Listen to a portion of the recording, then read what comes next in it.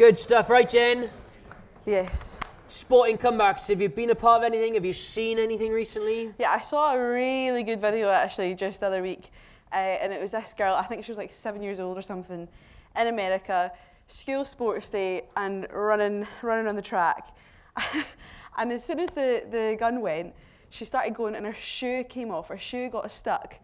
So she had to go back quickly, a couple of steps, put her shoe back on. Obviously, all the rest of the girls were running around the track. I think it was 400 metres. She absolutely bombed it and overtook them right at the end with a good few metres to spare. It was absolutely incredible. It was her mum that was filming the video, I think, was going absolutely wild. You could barely see her because the camera was everywhere, but it was so cool. JJ! Yeah, that was it. I think it went viral for a little bit. Yeah, it did, yeah. Yeah. It was cool. Well, look, we have these sporting comebacks. Maybe you've been a part of one. They're amazing, aren't they? They're exciting, they're exhilarating. You have a different kind of comeback as well, whether it's things like coming back from injury or adversity.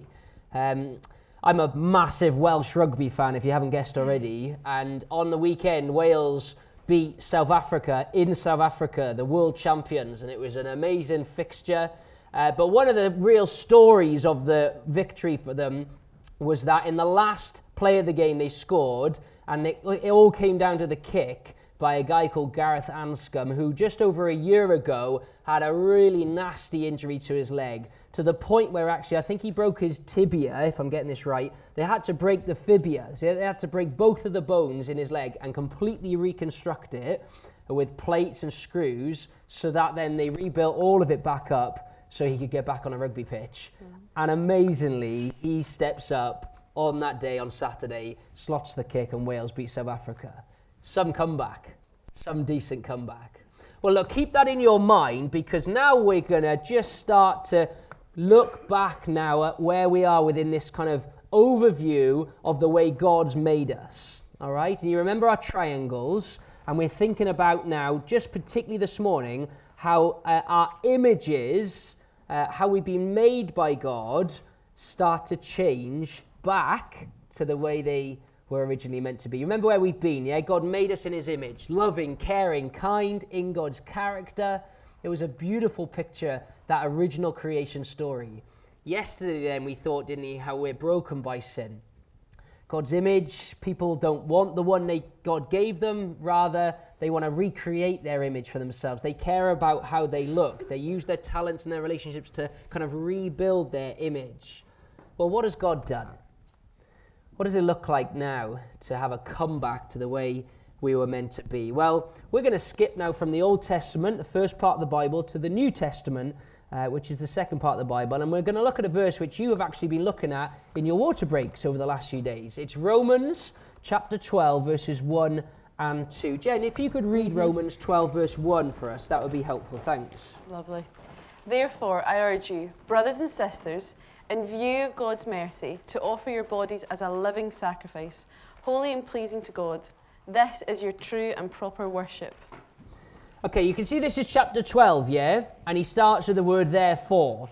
So for 11 chapters, Paul, the guy who's written this letter to a church in Rome, has given them an amazing explanation as to all that Jesus has done. A little bit like what we've been hearing in the evenings, yeah? Who Jesus was when he arrived, then the seriousness of the way people have treated God, and then how far God went to demonstrate his love, like Declan helped us last night understand, to the point where Jesus is prepared to die on a cross for you and me. Paul's explained that, and then he says that amazing statement, therefore, brothers and sisters, in view of God's mercy. Let's pause on that for one moment. If you had to try and define the word mercy, Jen, what would you say? Yeah, it is quite a tricky word, but I do really think it's the undeserved kindness that God has shown us. Like mercy, it's completely undeserved kindness and graciousness. I agree, totally. Think about it like this for a moment, okay? Think of any sporting situation. Someone in your sport commits a really serious foul or a really serious act which is worthy of a sanction, yeah? So I'm thinking maybe a deliberate physical confrontation, maybe a high shot, maybe we're thinking taking drugs to enhance your performance, something that is very clearly not appropriate or right in the sport. Imagine someone does that for a moment, yeah? there's the immediate consequence of maybe a red card, but normally what happens is it goes to a court, to some sort of tribunal where they work out what the ban, what the consequence is going to be. So this sports person, whoever it is in your sport, commits that. And they're standing before the judge, guilty, 100% by the letter of the law, should be deserving it. And just before that judge declares what the punishment's going to be, imagine the door swings open in the back of the courtroom and someone walks in. It's the best player on the team. It's the world number one. It's the highest performer, whatever your sport is. And they rush on down and they say, no, no, no, no, no. Don't give it to him. Don't give it to him. I'll take it for them. And in that moment, the judge declares that that person is guilty and you are not guilty. Now, this isn't the complete circle of what God's done for us, because God is so good and so kind. Jesus was perfect. The best player in the team isn't. But that's a little bit of what God has done. This is what mercy means. Us not getting something we rightfully deserve. And that is taken by Jesus for us. It's the great exchange of Christianity. There's a verse in 2 Corinthians that says, God made him who had no sin to be sin, so that we might become the righteousness of God, right with God. This is God's mercy to us. It's an amazing thing. And this is now the start of the comeback, yeah? If we trust in Jesus, as Declan helped us think about last night, well, then we're given forgiveness and we're offered a relationship back with God. We're reunited back with our Maker, our Creator. And he says to us, when we do that, he then transforms. He gives us a new identity, a new image. No longer does God look at us the way we see ourselves, but as he looks at us, he sees the person of Jesus. Jen, can you remember a time where maybe this started to kind of make sense to you and you started to really believe this to be true for yourself? I think it was when I began to realise how unworthy I really am and how not perfect I am in God's eyes, and to know that he still cared and loved me so much that I could know his grace and know his mercy. So it really was seeing the awfulness of my heart deep down. I think that being pointed out and shown in through the Bible, that was when it really began to hit home, when I was back at school, actually, I think. Okay. Yeah.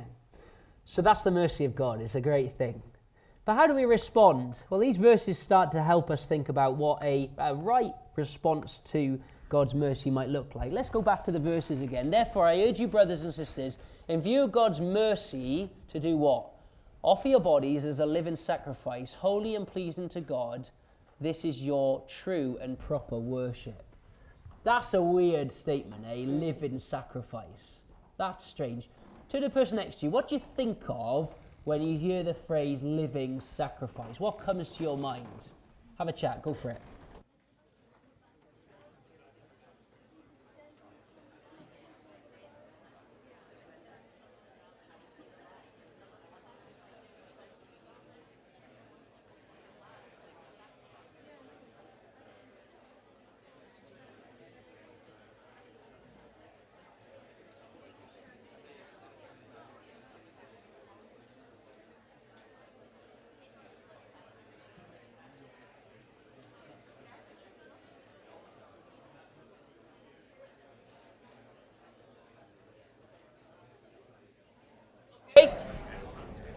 Okay, yeah, it's a bit of a strange phrase, isn't it?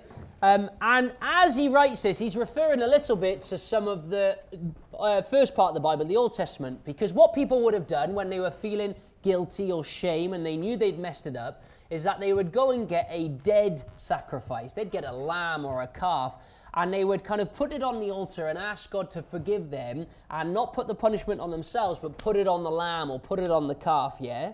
Now, it didn't deal with their rebelliousness once and for all, but it did something just in that time. Well, Paul is saying now, look, Jesus has done it all for you. He has taken all of that punishment, so you don't need to offer dead sacrifices. Rather, you can kind of be a living sacrifice, a breathing, eyes open, functioning sacrifice. Here's a statement, here's a little thing, a definition. A living sacrifice could mean this: giving all that I am, all of the time. Yeah? So long as you're breathing, you can offer to God a way of saying thanks for what he's done for you all of the time. And sacrifice, well, you can give all that you are, all that I am, all of the time. So wherever your body goes, you go to, and you can offer that to God. That's the response that he wants. In wanting us to understand how good God is and what he's done for us, we can say thank you, really, by giving all that I am, all of the time. Remember at Christmas time, or maybe your birthday, how many people here get told, really, by parents that you've got to write thank you cards?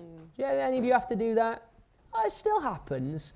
It's a bit of a labour, isn't it? Let's be honest. You're like, seriously, and you do all that you can in person to thank you, so you don't have to write them a letter. Do you do that? Yeah, thank you so much. Thank you. I've definitely said thank you. Mum, I said thanks. I said thank you. Yeah? Well, look, this is a way of us saying thank you to God, giving all that we are, all of the time to him. It's like a massive thank you card. But it's more than just thanking him. It's actually worshipping him. Do you see that on the verse? This is your true and proper worship. We can praise God. We can thank God. We can make God look like the good God that he is with our bodies, with our minds, with our hearts, with our hands, with our feet, all areas of life, including our sport. See, your sport isn't just an opportunity to run around, have fun with your friends. Your sport can be so much more than that. Your sport can be an opportunity to thank God and worship him.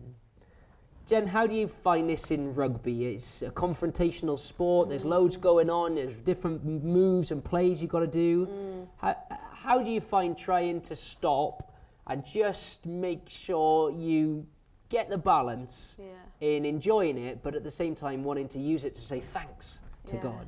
Yeah, it's a hard a balance and a wrestle that I think changes every week almost. And I always feel like I need to start before the match just saying a prayer in the training room, and that helps me just lift my eyes to the fact that I can glorify God and honour him, worship him as I'm going out onto the pitch with these girls to play some sport and to enjoy that, because he wants us to enjoy it too. So yeah, absolutely. Now, is it something you have to do?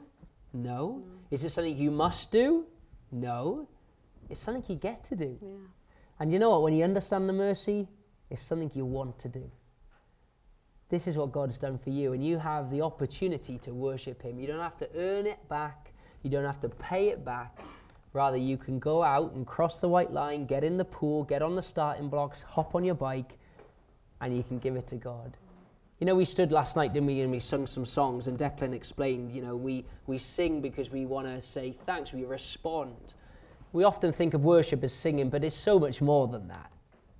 Your sport is as if you're standing up, singing a song, giving your all, working hard for your team, making a tackle, making a pass, striving to set a PB, whatever it is, you can do it in your sport. But you know what, we need a bit of help, don't we? You said it there, there's loads going on. So here's the last little verse I want us to think about before we go out to first sport. Verse 2 says this: do not conform any longer to the pattern of this world, but be transformed by the renewing of your mind. Then you'll be able to test and approve what God's will is, his good, pleased, and perfect will. Here's Paul goes, look, I realize you're all in a battle. It's going to be tough. There's going to be a lot going on. And actually, the temptation at times is to conform, to follow the crowd and do what everyone else is around you. And he's saying you don't have to.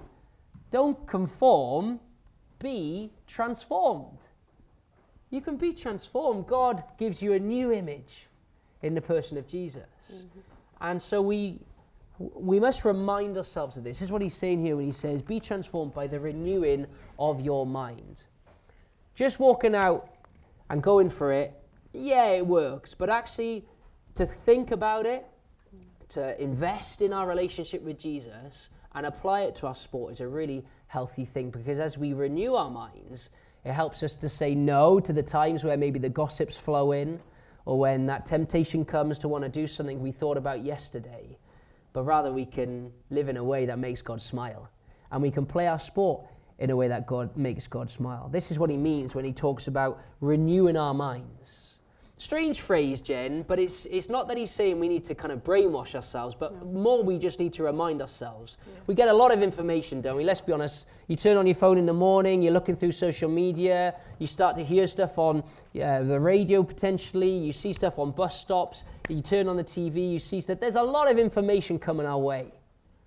And he's saying, actually, we need to balance that and renew our minds. So give us a few top tips, Jen, just to finish off.